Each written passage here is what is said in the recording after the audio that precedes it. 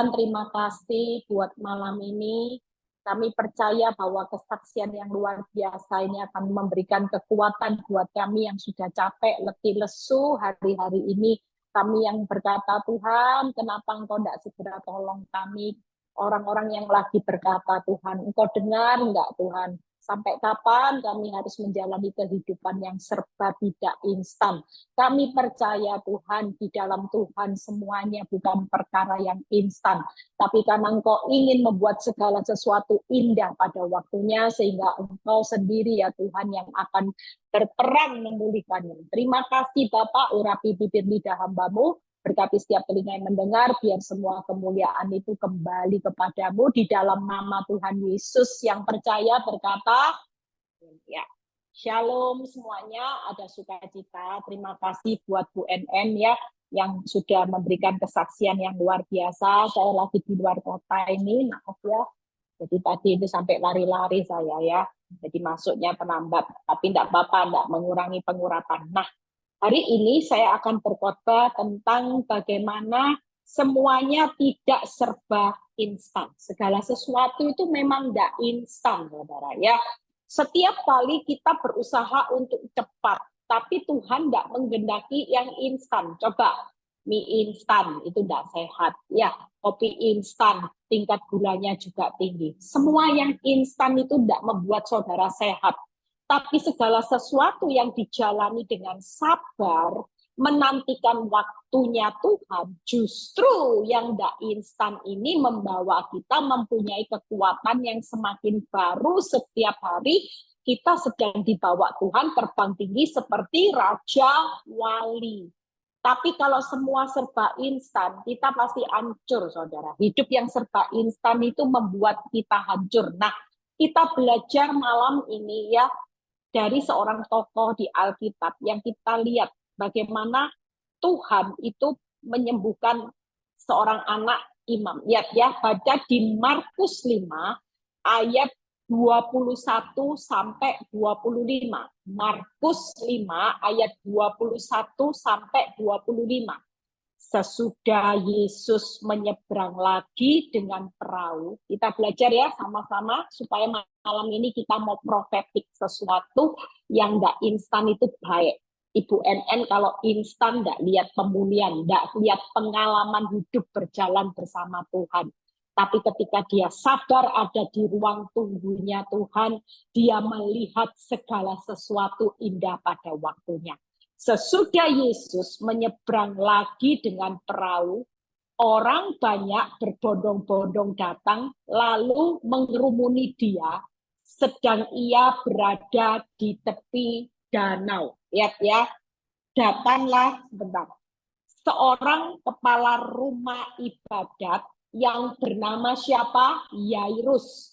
Yairus itu seorang kepala rumah ibadat, berarti orang yang dekat ya sama Tuhan ya. Mungkin itu seperti seorang yang ya pengerja, pelayan Tuhan ya. Mungkin hamba Tuhan, orang yang dekat sama Tuhan. Lihat ya, tersungkurlah ketika ia melihat Yesus, tersungkurlah ia di depan kaki Yesus. Lihat ya. Dan memohon. Jujur kalau kita mengalami masalah ya, mungkin kita juga datang seperti seorang Yairus. Kita sudah tersungkur, kita memohon, bahkan memohonnya dengan sangat, bukan sekedar memohon, berarti ini keadaan yang serius. Mungkin malam ini saudara sedang mengalami keadaan serius, tapi Tuhan tidak segera datang menolong saudara.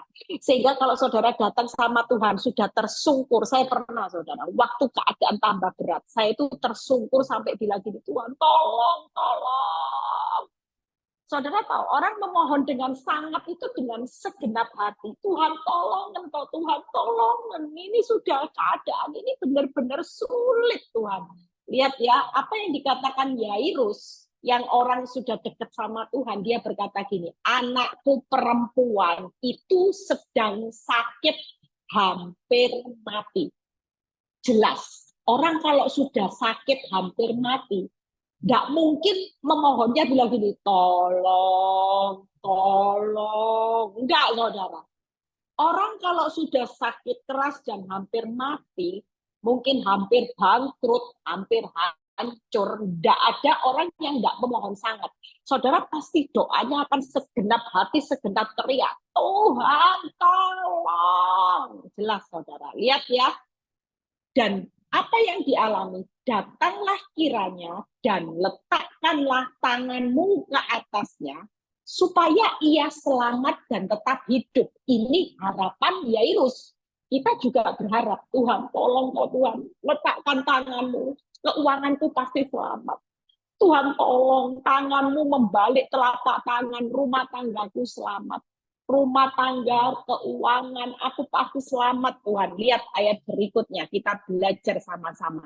Lalu, logika ya, kita sudah dekat sama Tuhan, sudah mohon-mohon, faktanya hampir mati. Tapi apa yang dilakukan Tuhan? Tuhan tidak segera menolong, malah pergilah Yesus dengan orang itu. Orang banyak berbondong-bondong mengikuti dia dan berdesak-desakan di dekatnya. 20. Adalah di situ seorang perempuan yang sudah 12 tahun lamanya menderita pendarahan.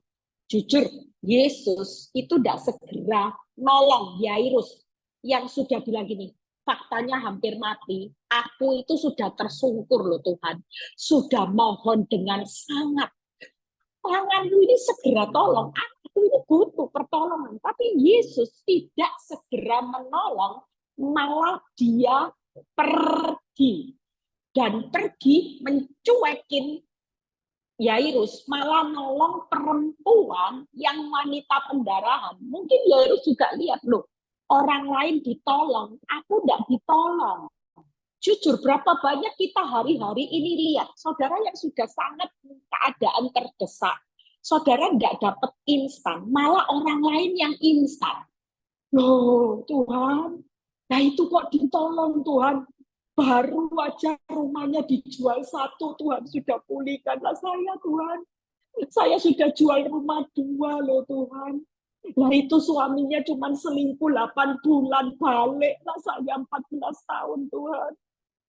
Tuhan, tolong toh Tuhan, tidak adil rasanya aku ini udah kurang apa, sudah melayani Tuhan, sudah berbuat baik.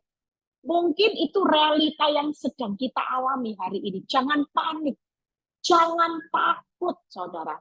Jangan hari ini berkecil hati karena engkau tidak ditolong instan. Sementara orang lain, wanita yang pendarahan itu terlihat langsung ditolong instan. Percayalah malam ini kita lompat di ayat 35. Buka Markus 5 ayat 35. Apa yang dialami Yairus bukan berhenti di situ, saudara. Sudah tidak instan, ternyata apa yang ditakutkan itu justru menimpa dia. Lihat ayat yang ke-35. Ketika Yesus masih berbicara, datanglah orang dari keluarga kepala rumah ibadat itu dan berkata, anakmu loh sudah mati. Apa perlunya lagi engkau menyusahkan guru? Bukan hanya dapat pertolongan, orang lain lihat ditolong, hidupnya makin tambah parah, hancur. Anaknya bukan ditolong, tambah mati, yang di depan baru sakit, baru minta pertolongan, pergumulan sudah sembuh. Lihat ya, seringkali hal ini membuat kita marah, kecewa sama Tuhan. Tapi Yairus, sekali lagi kita belajar. Saudara yang sudah hari ini capek, letih, lesu, mulai malam ini belajar melihat cara Tuhan menolong Yairus. Kita lihat Markus 5 ayat 39. Lihat ya, apa yang dikatakan Yesus pada waktu anak Yairus mati. Sesudah ia masuk, ia berkata kepada orang-orang itu, mengapa kamu ribut dan menangis? Anak ini tidak mati, tetapi tidur. Malam ini saudara yang lagi panik, hidup yang rasanya putus asa, tidak punya pengharapan. Hidupmu benar-benar sudah divonis kanker akhir, sudah tidak mungkin kau punya modal untuk bangkit dalam usahamu. Malam ini Tuhan berkata, Jangan panik, jangan ribut, jangan menangis. Artinya nggak usah sedih. Sekalipun kelihatannya nggak instan. Bahkan aku izinkan penundaan waktu yang berbicara keadaanmu tidak bertambah baik. Sekali lagi Tuhan berpesan, jangan ribut, jangan panik, jangan bersedih hati. Pastikan ayat 40. Tetapi mereka menertawakan dia, maka diusirnya semua orang itu, lalu dibawanya ayah dan ibu anak itu, dan mereka bersama-sama dengan dia masuk ke kamar anak itu. 41. Lalu dipegangnya tangan anak itu, katanya talitakum, yang berarti, hai anakku, aku berkata kepadamu, bangun. Lihat ya, seketika 42. Itu juga anak itu bangkit berdiri dan berjalan, sebab umurnya sudah 12 tahun. Semua orang yang hadir menjadi apa, saudara? Takjub. Pastikan malam ini kita ngalami penundaan yang hari ini tidak serba instan. Sampai Tuhan izinkan keadaanmu hancur. Padahal engkau sudah jadi orang yang taat seperti Yairus. Engkau hari ini sudah ikut Tuhan serius. Bahkan engkau sudah sering berteriak, tolong aku Tuhan, tolong aku Tuhan. Mungkin hari ini engkau sudah menjadi orang yang sepertinya putus asa. Sementara realita di depanmu, ada banyak orang yang mengalami pemulihannya Tuhan. Kita sendiri belum ditolong Tuhan. Pastikan malam ini, jangan pernah menangis, jangan pernah hari ini untuk ribut, ya, panik. Jangan pernah hari ini engkau bersedih hati. Pastikan malam ini juga Tuhan yang sama berkata, waktuku akan segera terjadi sekejap seketika. Orang nggak bisa membangkitkan orang mati yang langsung bisa bangkit berdiri berjalan. Tapi kuasa Tuhan Yesus sudah membuktikan orang yang mati. Sekalipun ketika Yesus berkata, bangunlah anak, hari itu mujizat terjadi. Anak yang mati bisa bangkit, bangun, dan berdiri hanya dalam sekejap seketika. Pastikan kalau Tuhan hari ini membuat rumah tanggamu bangun, bangkit, berdiri, Tuhan juga yang sama akan melakukan hanya dalam hitungan membalik telapak tangan. Sekalipun rasanya sudah nyesek ya Bu Eli, jelas. Karena ikut Tuhan itu tidak pernah berkata instan. Sekali lagi, anak-anak gampangan itu selalu melihat hasil instan. Tapi kalau anak-anak Tuhan yang istimewa, super istimewa, semakin engkau diistimewakan oleh Tuhan, semakin engkau di mata Tuhan adalah terpilih, terpanggil, prosesmu akan semakin tidak pernah berbicara instan. Tapi Tuhan dengan sengaja pergi meninggalkan engkau yang berteriak-teriak untuk tolong orang lain. Kenapa? Karena Tuhan mau lewat hidup saudara dan saya, orang akan melihat betapa takjubnya Tuhan lewat karya hidup yang Tuhan izinkan proses dalam hidupmu. Nama Tuhan dipermuliakan. 3 hal malam ini, yuk kita lihat. Yang pertama, ya, segala sesuatu tidak serba instan. Apa yang dilakukan Yairus supaya kita malam ini juga menikmati yang namanya sesuatu yang bisa bangkit, bangun, berdiri dalam sekejap. Engkau yang keuanganmu sudah benar-benar mati, malam ini akan bangun, bangkit, berdiri. 3 hal akan dilakukan Tuhan hanya dalam sekejap.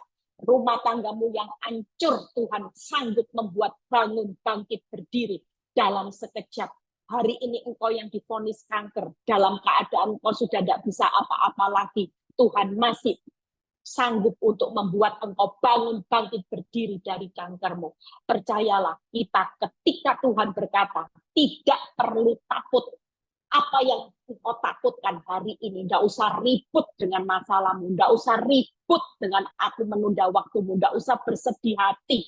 hari ini jangan pernah membatasi kuasa Tuhan hanya karena engkau dalam keadaan yang sudah sangat-sangat terpuruk.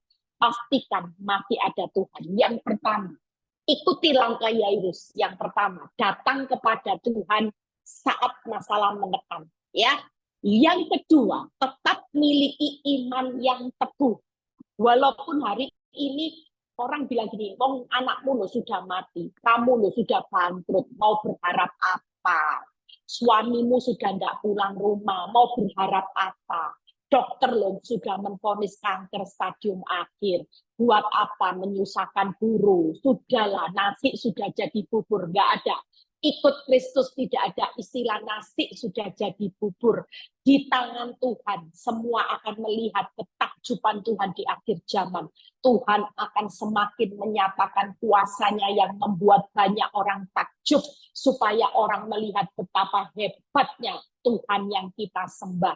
Malam ini 3 hal, datang sama Tuhan. Yang kedua, tetap miliki iman. Ya. Yang ketiga, sabar menantikan waktunya Tuhan. Pastikan kalaupun Tuhan bilang gini, belum waktunya. Kamu mau mohon-mohon, mau sogok dengan uangmu, sogok dengan pelayananmu, sogok aku dengan doa puasamu sampai 1 tahun, 2 tahun engkau berpuasa, Tuhan tetap punya keputusan waktu yang tepat. Saya percaya Yairus ini sudah lakukan yang terbaik loh buat Tuhan. Dia sudah tersungkur, ya. Dia sudah datang dengan rendah hati, memohon sangat, bahkan dia tetap setia sama Tuhan. Tapi justru keadaan makin mati anaknya. Saudara tahu hari-hari ini orang yang benar-benar diuji oleh Tuhan, itu bukan semudah proses hari ini yang seperti kita bayangkan. Semakin saudara jadi anak yang spesial di mata Tuhan, proses hidupmu juga akan semakin spesial, saudara. Tidak ada anak-anak spesial yang hari ini proses hidupnya gampang-gampang. Tapi percayalah nanti hasilnya saudara akan takjub. Orang takjub itu gimana? Hasil akhirnya gimana saudara? Pasti saudara bilang gini, wow, wow, wow. Itu takjub saudara. Bukan hanya kita yang takjub, tapi orang lain melihat, waduh, kalau bukan Tuhan tidak mungkin. Itulah cara Tuhan nanti dengan penundaan yang hari-hari ini semua tidak serba instan. Yang pertama, jadi 3 hal ya, datang sama Tuhan, yang lagi ngalami sudah mati benar-benar, tetap miliki iman bahwa dia masih sanggup melakukan perkara yang takjub tadi. Yang ketiga, sabar menantikan waktunya Tuhan. Waktu Tuhan bukan waktu saudara. Waktu Yairus sabar, mujizat terjadi. Anak yang sudah mati bisa bangkit, bangun, berdiri. Hanya dalam sekejap, satu persatu. Bagaimana Bu Eli kalau datang kepada Tuhan? Kita lihat. Saya berkhotbahnya cepat ya, karena waktunya juga terus berjalan. Datang kepada Tuhan di Markus 5 ayat 22 sampai 23 jelas. Bagaimana cara Yairus datang waktu semua tidak serba instan? Yang pertama, tersungkur. Artinya saudara, hari ini yuk lipat tangan aja ya. Kalau lipat tangan, yang kedua rendah hati. Orang memohon itu yang ketiga memohon dengan sangat. Pastikan cara yang paling mudah hari ini ketika saudara berdoa, jangan jadi orang yang ngatur Tuhan. Tuhan, kamu harus ini, aku harus ini. Enggak. Tapi biarlah ketika saudara tersungkur, tersungkurlah benar-benar sebagai seorang hamba. Tuhan, kalau memang proses ini harus terjadi, aku cuma seorang hamba, jadilah kehendak-Mu. Aku cuma minta dengan sangat, Tuhan, kalau boleh hari ini keuanganku pulih ya Tuhan. Kalau boleh Tuhan, aku memohon dengan sangat, suamiku tarikan ke jalan kebenaran. Pertobatkan dia sungguh-sungguh Tuhan. Aku mohon dengan sangat, sembuhkan suamiku, sembuhkan penyakitku Tuhan, sembuhkan tolong anak-anakku. Kita enggak salah, tapi jangan sekali lagi kita berdoa tapi dengan tinggi hati ngatur Tuhan. Waktu dan cara Tuhan kita tidak perlu ngatur karena kita ini cuma seorang hamba. Sekali lagi, cara yang paling tepat hari ini adalah tersungkur dengan rendah hati dan memohon dengan sangat. Orang memohon dengan sangat itu boleh. Kalau orang sudah terdesak hari ini, saudara pasti ngomong gini, Tuhan, Tanganmu sendiri yang akan menjamah anakku. Tanganmu pasti sanggup menyembuhkan, memulihkan keuanganku hari ini. Pastikan itu yang terjadi. Yang kedua, tetap memiliki iman yang teguh. Markus 5 ayat 35. Iman yang teguh yang bagaimana? Ketika Yesus masih bicara, orang berbicara, percuma loh, anakmu sudah mati. Tapi Yesus berkata, jangan hiraukan ya perkataan mereka, dan berkata kepada kepala rumah ibadat. Ayat 36-nya ini luar biasa, saudara. Apa yang dikatakan Yesus? Jangan takut, percaya saja. Jadi bagaimana di masa yang sulit saudara tidak berdiri di atas fakta, tapi saudara berdiri di atas iman. Karena hanya iman yang bisa memerdekakan saudara dan saya. Iman yang bisa menggerakkan kuasa Tuhan, membuat mujizat dalam sekejap seketika. Iman yang akan membuat saudara dan saya yang sudah mati ekonomi, mati rumah tangga, mati secara vonis dokter, bisa melihat takjubnya kuasa Tuhan membalik keadaanmu. Pastikan malam ini kita masih punya pengharapan. Ada pengharapan bagaimana mujizat takjub Tuhan menolong saudara dan saya dalam sekejap mata, bangun, bangkit, dan kembali. Yang pertama, jangan melihat dan mendengar fakta. Yang kedua, jangan takut.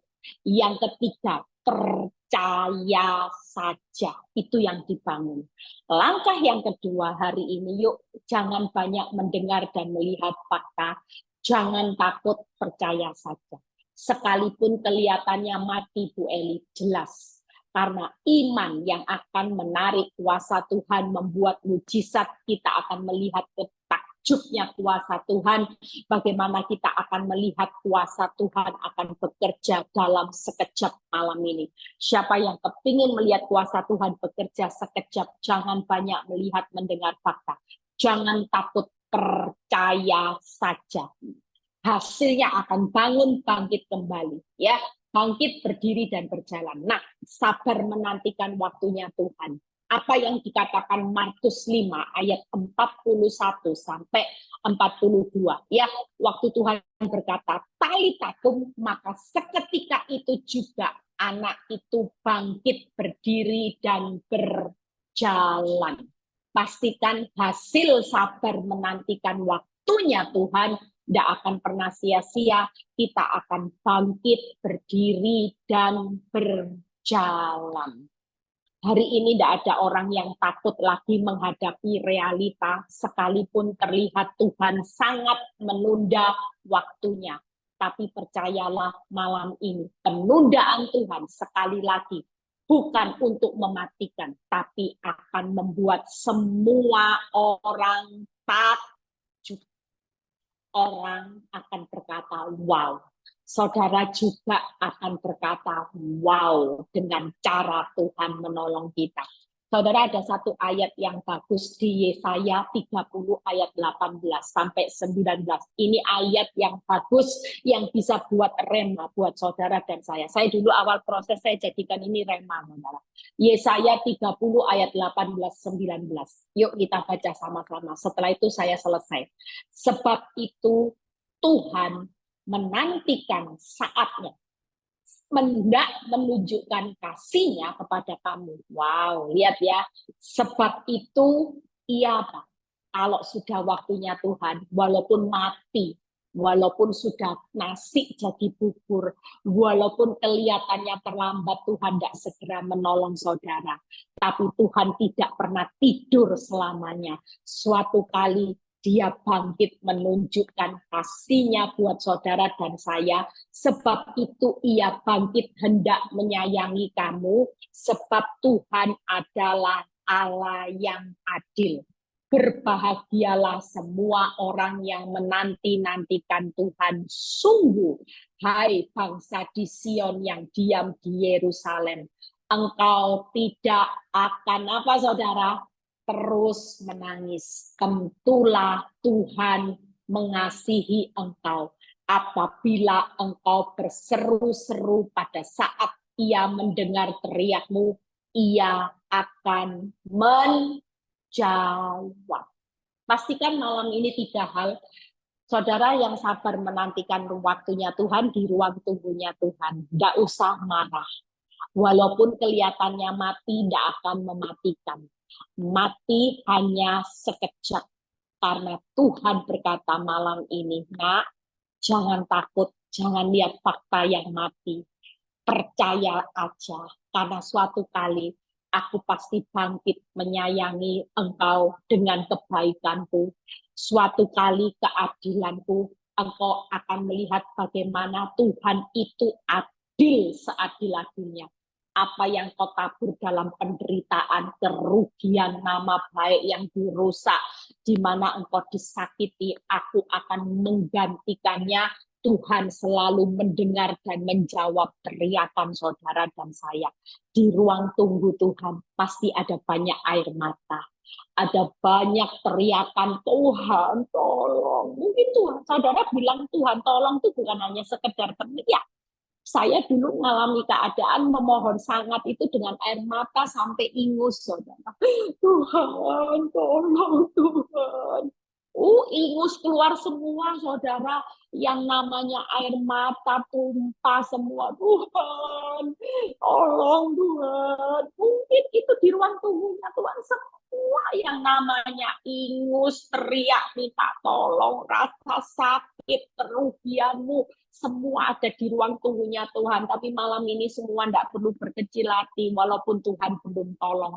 Karena malam ini ada berita sukacita, nak. Tidak selamanya aku diam. Ingat ya, tidak selamanya aku diam tidur di dalam teriakanmu memohon dengan sangat. Karena aku pasti segera bangkit menyayangi saudara dan saya dengan kebaikan. Aku ini Allah yang adil dalam segala jalanku. Tenang, tenang. Aku ini selalu mendengar, menjawab teriakanmu minta tolong di dalam ruang tungguku. Tidak ada yang namanya teriakan mohon dengan sangat berlalu begitu saja. Pastikan malam ini kita semua sudah mendengar firman. Jangan pernah takut. Siapa yang lagi dalam pergumulan berat, ya. Malam ini saya akan berdoa sejenak. Karena kita masuk, saya lupa doa untuk bakul yang September, ya. Sebelum tanya jawab, ya, kita mau berdoa. Kita mau mengangkat bakul bulan September buat saudara yang bergabung malam ini, yang sulit mengalami keadaan sudah benar-benar mati. Ini jawaban buat saudara dan saya. Jangan mengecilkan kuasa Tuhan. 3 hal apa saudara? Yang pertama, hari ini pastikan kita semua hidup hari ini yang pertama apa saudara? Datang kepada Tuhan. Ya, tersungkur dengan rendah hati, jangan lagi ngatur waktunya Tuhan, cepet-cepet, enggak, itu enggak sopan. Saudara. Kalau kita hamba, jangan sekali-kali terus berkata bersungut-sungut, kenapa ini harus terjadi? Mengapa Tuhan? Itu semua mulai dihilangkan. Tersungkur dengan rendah hati, mohon aja dengan sangat, Tuhan, tolong ya Tuhan, tolong, enggak apa-apa. Itu satu bentuk rintian yang Tuhan akan dengar, saudara. Asal kita jangan menyalahkan Tuhan. Itu tidak sopan, tapi tersungkur. Yang kedua, setelah datang, miliki iman yang teguh. Jangan lagi melihat mendengar fakta, jangan takut percaya saja. Yang ketiga, sabar menantikan waktunya Tuhan.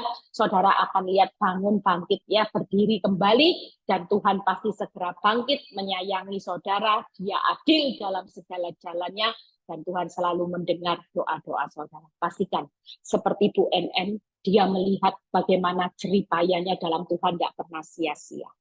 Apa yang dia alami ya, saya bersyukur nanti kalau nama yang sudah saya kasih buat anaknya Bu NN, hari ini Tuhan kasih berkat yang luar biasa ya, dia ditambahkan lagi 1 buah hatinya ya, dia sudah saya kasih nama ya. Saya percaya Bu NN sedang menikmati sesuatu penundaan waktunya Tuhan dan hari ini dia dan seisi rumahnya lagi menikmati takjub-takjubnya, menikmati kuasa Tuhan yang wow.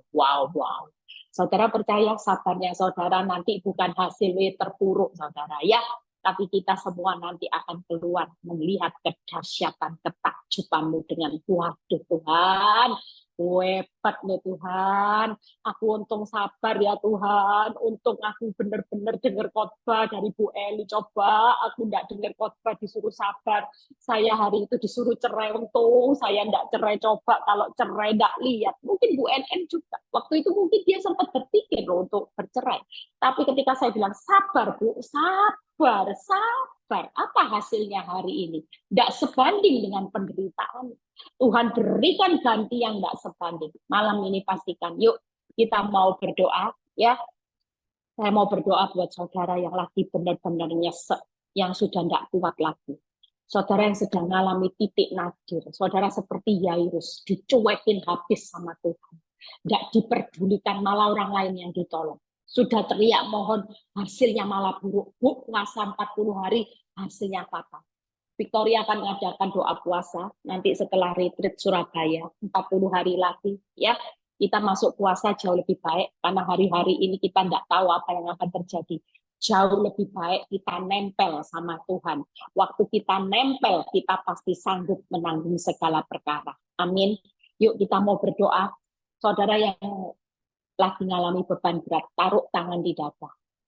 Bapak, kami percaya bahwa kehidupan kami hari-hari ini mengalami keadaan seperti Yairus. Sepertinya Tuhan diam.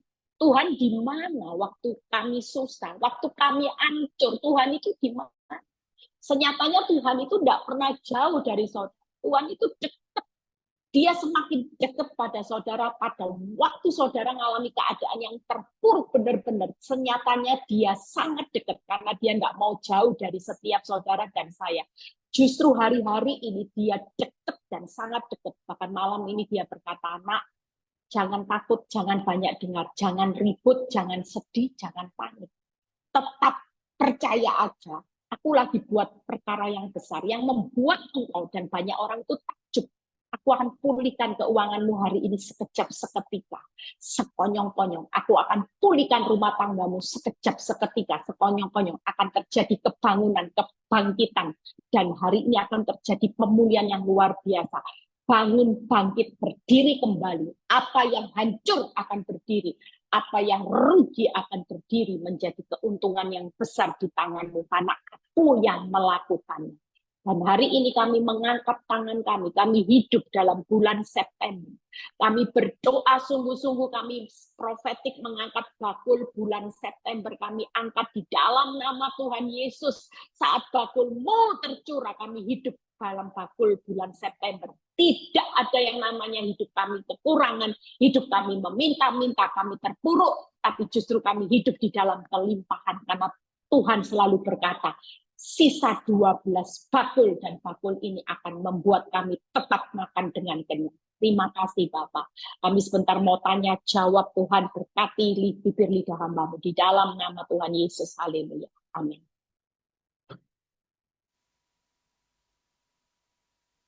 Amin, amin, amin. Berikan tepuk tangan bagi kemuliaan nama Tuhan Yesus. Haleluya. Puji Tuhan. Baik, silakan buat Anda yang mau bertanya di chat terlebih dahulu ya. Chatnya sudah dibuka. Tapi sebelumnya saya mau sampaikan lagi ada pengumuman tambahan ya. Pengumuman tambahan untuk Anda perhatikan ya. Yang pertama adalah untuk nah ini besok hari Kamis ya 5 September jam 6 sore ada ibadah PD Victory Makassar. Tadi tidak sempat saya tayangkan ya, maaf ya. Nah, disertai dengan kesaksian yang memberkati ya di Hotel Remsi Panakukang Makassar ya, dilayani oleh Ibu Gembala kita. Silakan yang ada di sekitaran Makassar atau Sulawesi Selatan bisa datang besok jam 18.00 waktu Indonesia bagian tengah ya untuk mengikuti ibadah PD Victory Makassar.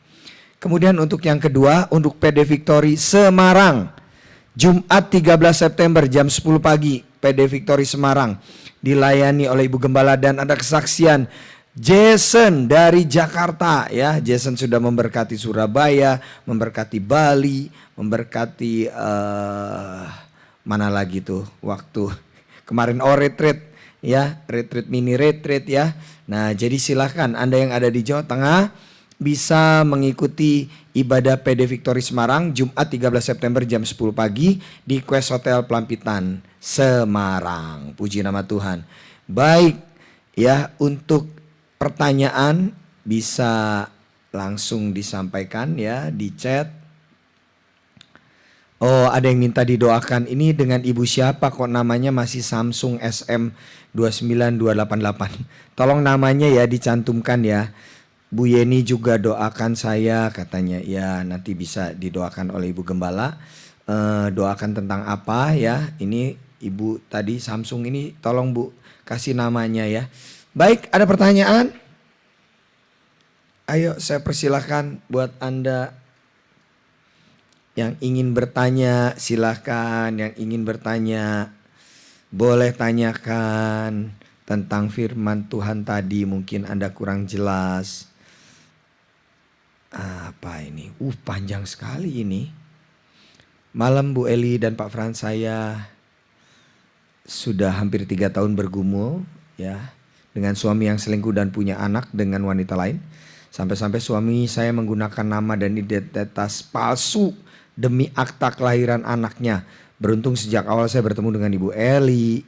Jadinya saya menerapkan 3B. Ya, puji Tuhan. Dalam menghadapi suami saya, mujizat Tuhan terjadi dalam rumah tangga. Kami bulan Maret 2024 tiba-tiba ada surat cerai antara wanita taubat dengan suami saya. Saya benar-benar kaget dan tidak menyangka semua itu. Tapi ternyata Tuhan masih belum selesai karena sudah ada anak dengan wanita taubat itu. Dia tetap menginap 1-2 hari dengan alasan anaknya. Oke. Padahal mereka sudah bercerai. Apa yang harus saya lakukan? Bagaimana saya berbicara dengan anak-anak perihal itu karena anak-anak taunya papanya sudah bertobat dan bercerai tapi masih suka nginep di sana. Gimana Bu? Silakan Bu. Ya, itu tadi seperti khotbah saya, berarti penundaan waktunya Tuhan untuk sesuatu yang jauh lebih baik. Ibu tetap tenang, tetap bisu tuli buta, tetap kebaikan hati ibu, ya, baik aja sama suami, nggak usah ditegur-tegur sudah. Percayalah, suami ibu sedang berhadapan dengan kekuatan Tuhan, ya. Didikan nanti antibiotiknya akan semakin besar. Kalau dengan sengaja, maka firman Tuhan jelas berkata, orang yang dengan sengaja mengeraskan hati akan jatuh ke dalam malapetaka. Jadi kalau suami ibu terus mengeraskan hati, nanti jatuhnya bukan jatuh lagi dalam kenikmatan dosa, akan terjadi malapetaka. Ya, ibu tetap sabar, jangan sampai tergoncang imannya, jangan takut, percaya saja, tetap buta lihat fakta, jangan banyak dengar tentang fakta, ibu tetap kuatkan iman sama Tuhan itu tadi ya. Jangan takut, ibu tetap semangat, tetap berdiri di atas iman, tetap sabar di ruang tunggunya Tuhan. Tuhan pasti bangkit suatu kali, tidak mungkin tidak bela ya. Tuhan Yesus memberkati. Baik, puji nama Tuhan ya. Semoga jawabannya sungguh-sungguh menguatkan buat Ibu tadi ya. Bu, suami saya mengerti firman Tuhan loh. Ya. Nah, masih berdoa, bahkan nyembah pakai bahasa roh. Tapi setelah nyembah pergi nemuin selingkuhannya. Luar biasa ini suaminya ya. Apa yang harus saya lakukan? Sedangkan suami nggak bisa diajak bicara Bu. Saya bingung. Gimana Bu? Itu bukan bahasa roh, itu bahasa iblis itu. Masa ada orang bahasa roh? Roh itu tidak mungkin menuntun pergi kenemui selingkuhan. Pasti kalau bahasa roh pasti bilang ini, buang selingkuhanmu segera mungkin ya. Itu tadi bahasa iblis itu, walaupun mungkin itu roh-rohnya roh iblis ya, bahasanya roh. Jadi ibu maklumi aja, nggak usah dihakimi, biarkan. Yang tadi itu saya bilang, berarti prosesnya Tuhan masih belum selesai dengan ibu. Tuhan lagi cuekin ibu, walaupun ibu mungkin sudah bilang ini tolong toh Tuhan, enggak, Tuhan lagi cuekin, enggak usah takut. Karena semakin ibu dicuekin, itu artinya ibu semakin akan melihat cara Tuhan yang takjub, yang dahsyat, nanti akan menolong pemulihannya. Itu bukan hanya sekedar pulih, tapi pemulihannya nanti pasti sampai wow, wow, wow ya. Jadi ibu tetap tenang aja, nggak usah lihat walaupun manusia mau bahasa roh, mau berkhotbah, tetap mereka manusia yang bisa jatuh dalam dosa. Tapi sekali lagi, kalau masih proses dilanjutkan, berarti Tuhan belum selesai dengan kita semua. Tapi sekali lagi tidak perlu takut, karena nanti ujung-ujungnya sekejap dipulihkan, dan pulihnya dengan takjub seperti Yairus. Tuhan Yesus memberkati. Baik, puji nama Tuhan. Sebelum saya melanjutkan ke pertanyaan berikutnya, buat Anda yang rindu didoakan secara pribadi, silahkan ikuti follow akun Instagramnya Ibu Gembala kita @eli_victory ya. Kemudian nanti DM ya, nanti Anda bisa konseling atau juga bisa meminta didoakan secara pribadi ya.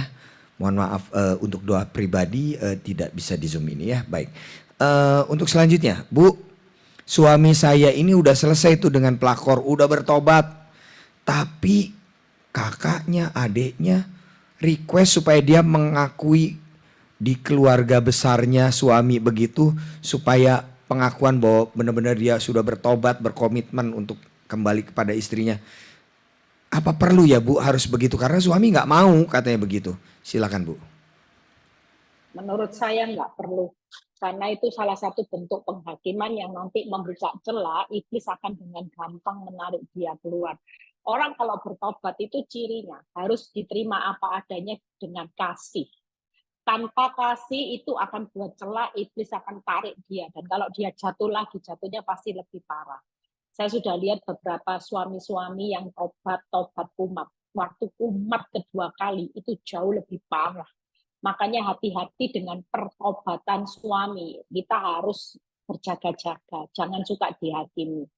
Terima dia apa adanya, karena kasih menutup banyak dosa dan pelanggarannya. Semakin kita menghakimi dia, semakin dia akan jauh dari kasih karunia. Dia akan kembali ke jalan yang lama. Itu aja ya.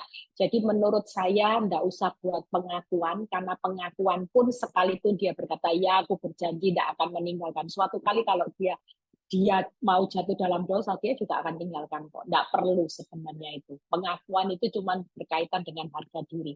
Jauh lebih baik ibu dan seluruh keluarga besar ibu mendoakan dia supaya dipagari dengan kasih karunia, dipagari dengan darah Yesus, supaya serangan balik iblis itu tidak mengena. Itu jauh lebih baik ya. Tuhan Yesus memberkati.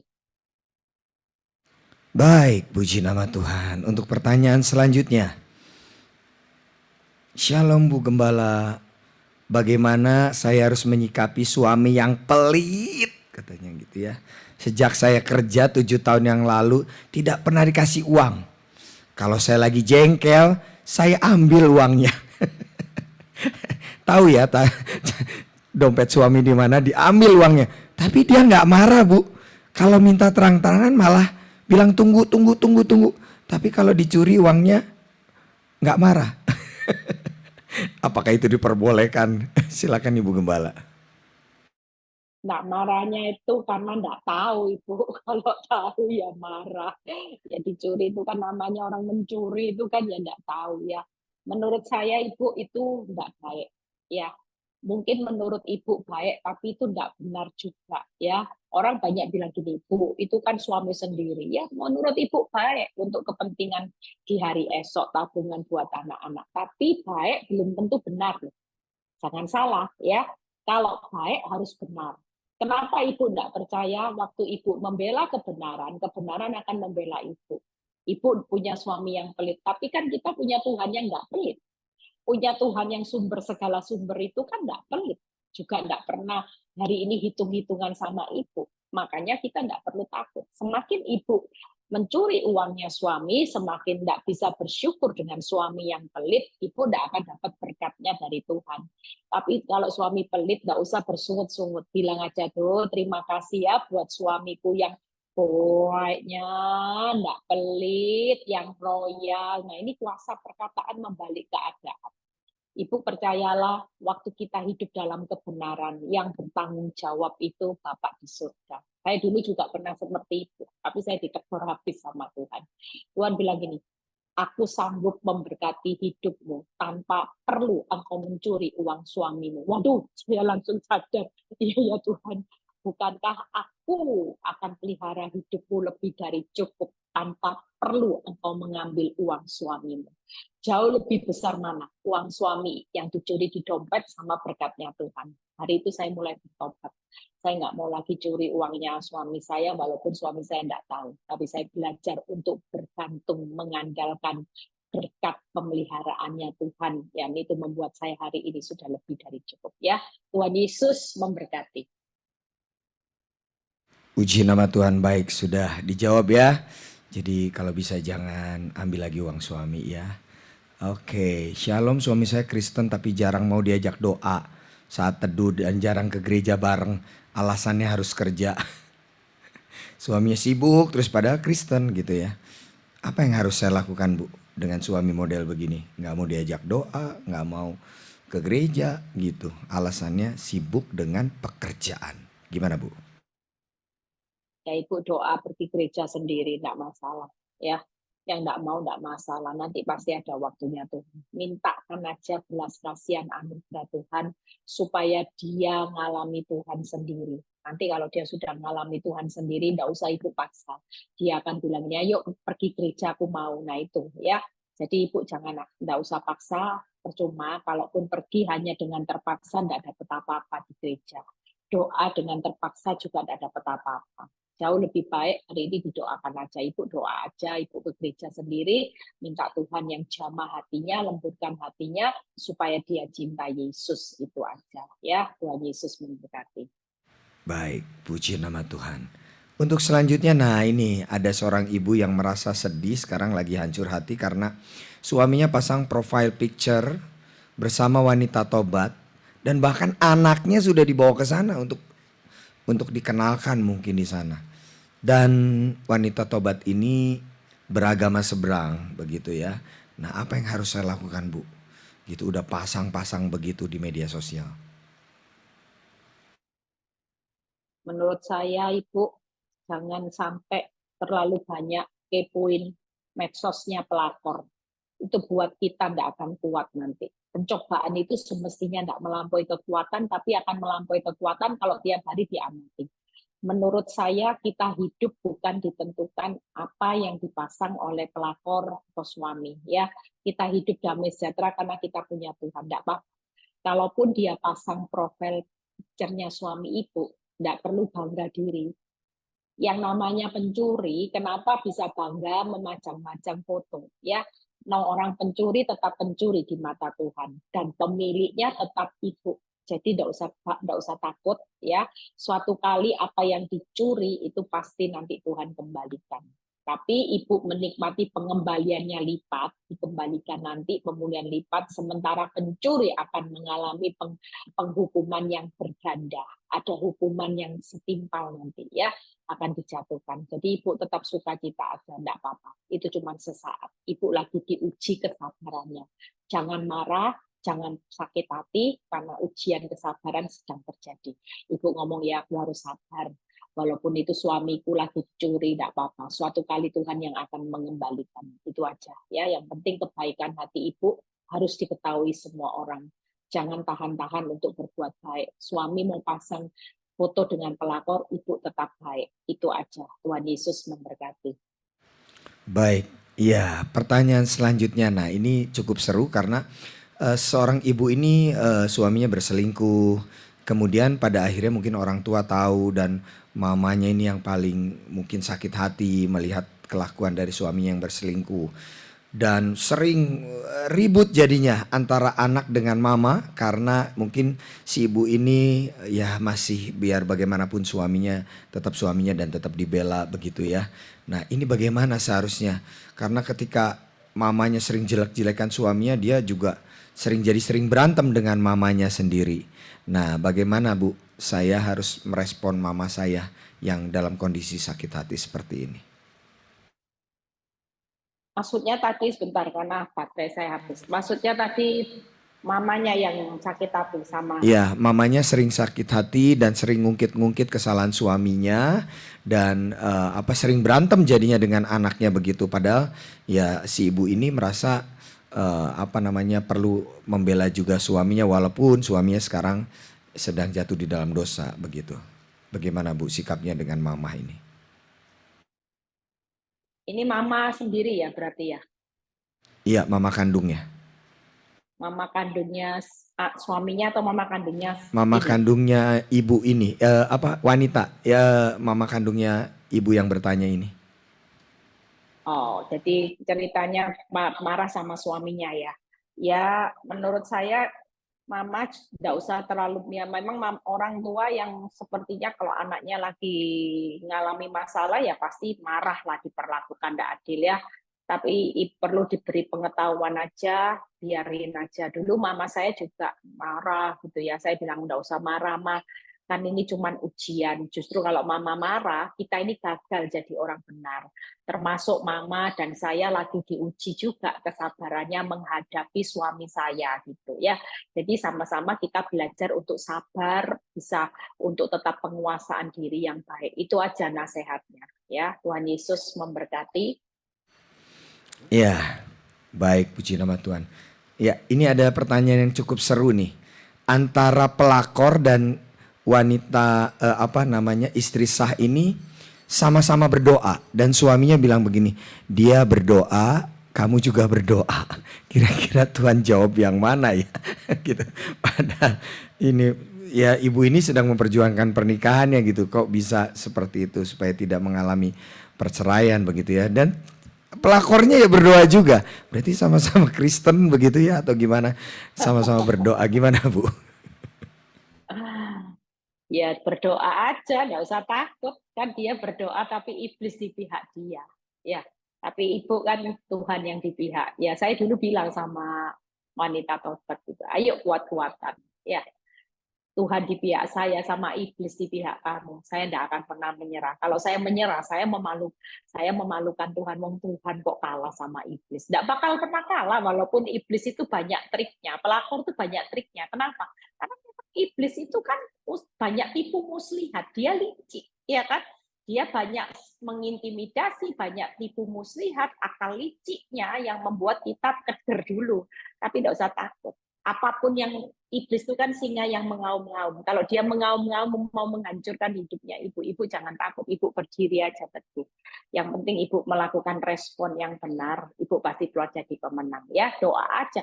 Doa dia itu tidak akan pernah besar kuasanya, justru doa orang benar. Lah kalau doa pelakor ya tidak mungkin besar kuasanya ya. Ibu doa jangan takut walaupun itu diintimidasi. Lihat aja kemenangan nanti pasti ada di pihak orang benar. Tuhan Yesus memberkati. Baik. Nah, selanjutnya, pertanyaan selanjutnya. Ada seorang ibu yang sudah ditinggal suaminya 10 bulanan terakhir ini sulit berkomunikasi begitu. Dan saat-saat ini dia harus memutuskan keputusan yang cukup penting untuk sekolah anak atau apa begitu ya. Bagaimana saya harus memutuskan, apa harus memutuskan secara sendiri gitu tanpa persetujuan suami. Tapi juga bingung nanti masalah biaya-biayanya bagaimana begitu kan. Karena suami kelihatannya juga tidak bisa dihubungi dan sebenarnya suaminya mampu sukses begitu ya, tapi tidak bisa melakukan komunikasi begitu. Nah, apa yang harus dilakukan Bu? Keputusan-keputusan untuk anak tentunya begitu. Apakah harus diambil keputusan sendiri? Kalau kita mau berbalik ke Alkitab, ke Bible, pasti Tuhan bilang gini, jangan mengandalkan kekuatan manusia, ya, tapi andalkan kekuatan Tuhan. Banyak doa. Percayalah, Tuhan itu pasti tidak pernah terlambat untuk memenuhi kebutuhan kita. Bahkan sampai kelihatannya berlambat-lambat, dia pasti tepat waktu, on time. Jadi semua kebutuhan itu percayalah Tuhan bisa. Kalau berdoa biasanya gini, Tuhan gerakkan hati suamiku hari ini supaya dia ingat bahwa untuk membayar uang sekolah anak, membayar kebutuhan anak. Pasti itu Tuhan lakukan. Karena setiap doa kan didengar. Tuhan itu kan dengar doa, Tuhan mau jawab doa. Nah kalau saudara doanya, gerakkan belas kasihan suamiku sama aku dan anak-anak. Pasti nanti ya, hatinya pasti punya belas kasihan. Itu aja.